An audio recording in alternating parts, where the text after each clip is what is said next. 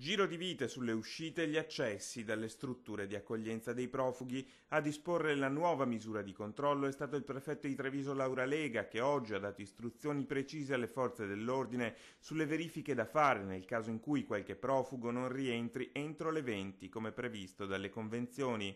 Chi non dovesse presentarsi entro tale orario rischia infatti di perdere il diritto all'accoglienza o addirittura i requisiti per la domanda di asilo politico. L'intensificazione nasce perché desidero che ovviamente il controllo sia fatto in maniera capillare. Quando dico capillare vuol dire veramente su ogni angolo. Pertanto, salvo che non abbiano avuto autorizzazione, verrà verificata l'eventuale loro presenza fuori dall'orario che è previsto. Nel frattempo si fa strada l'ipotesi di aprire un bando per i profughi che vogliono lavorare gratuitamente, lavori utili alla collettività che, secondo quanto si è appreso, non saranno retribuiti. E il sindaco Manildo anticipa che oltre alla manutenzione di Villa Margherita valuterà l'impiego dei profughi con Contarina.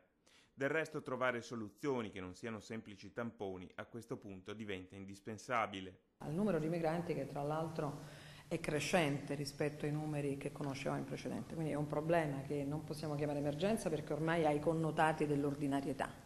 Nel frattempo si susseguono gli incontri con le istituzioni e con i sindaci, ai quali il prefetto ha assicurato di fare il possibile per valutare soluzioni condivise, ma il prefetto ha anche incontrato il vescovo di Treviso e quello di Vittorio Veneto, che in queste ore hanno invitato tutti i parroci che hanno locali a disposizione a fare la propria parte e forse per la prima volta in questi mesi qualcosa si sta muovendo. C'è stata questa ottima iniziativa, no, di sensibilizzare direttamente tutte le parrocchie in modo tale che questo lavoro capillare possa garantire in tutto il territorio una diffusione veramente dell'accoglienza.